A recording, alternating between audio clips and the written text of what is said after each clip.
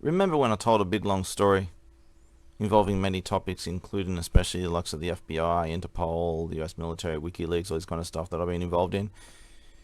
Remember a lot of reactions. Some people believed me. A lot of people gaslighted me. The government kidnapped and tortured me, gaslighted me to oblivion, blah, blah, blah. Went around trying to discredit my reputation, making up lies about me, and other local scumbags jumped in to join in to thieve off me and lie. And, when someone's reputation's in tatters by government orchestration and they know that they'll get away with the crimes and they might even get paid to do it, a lot of evil people are gonna jump in. It's worse than just kicking someone when they're down bleeding out, right? Worse than even that. But that happened. And then I did something they didn't expect. I stood up. And then the evidence starts rolling in. And then the terror sinks in. So much proof has come out since. My gaslighters have fucked off in terror and fear of being caught, exposed. A lot of them are now dead or in prison, actually. I wonder how many of them left, if any, really. But, no, some are. But, I don't need to prove anything at this point. Anyone who wants to do any research on me will see more evidence than you can possibly imagine. It's abundant to the extreme.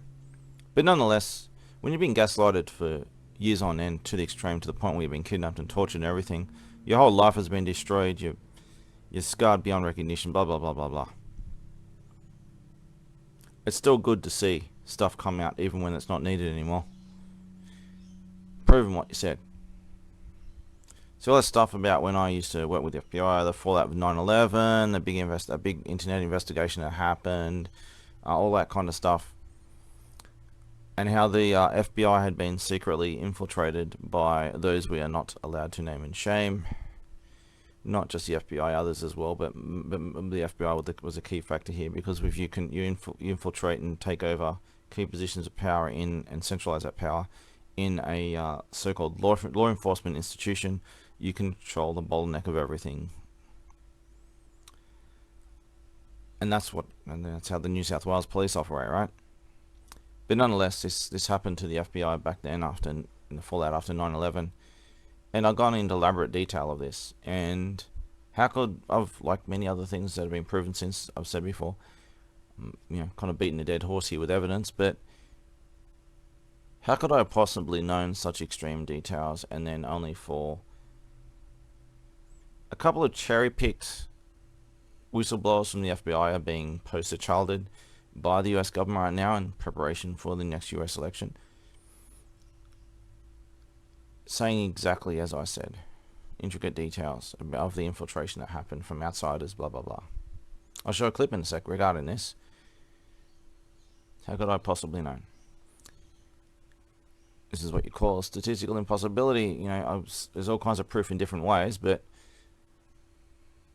if someone says a bunch of extremely detailed stuff like this and it comes true, clearly it's true. And if it's true, I think you need to think about a lot of things and your actions and decisions and what you got to do. So I'll play the clip, and just remember, if I was right about so many things, maybe you should take all the things that I say very seriously, and things that you just can't deal with and aren't prepared to admit that are to admit the possibility that they're true. Deal with what if they're true,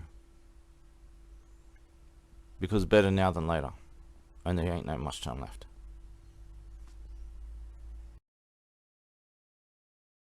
As this hearing gets underway, I want to focus on the cultural changes that have occurred within the FBI over the last 20+ years, fundamental changes that have led to the political capture of our flagship law enforcement agencies, and with the Democrats using these agencies as their own personal political hacks. But I think we must focus on the information that was provided by retired FBI Special Agent Thomas Baker, who testified before the Select Subcommittee earlier this year. Mr. Baker explained that in the aftermath of 9/11, and upon being embarrassed by being scolded by President Bush for not being able to stop it from happening, then FBI Director Robert Mueller made the decision to fundamentally change the FBI from a law enforcement body to an intelligence-driven one. Such a redirection of the very purpose of the FBI resulted in centralizing its power in Washington, D.C., while placing less emphasis on the field offices. Changes that replaced agent executives in the headquarters with so-called professionals from the outside, and stockpiling more and more power in D.C. and away from the country that it serves.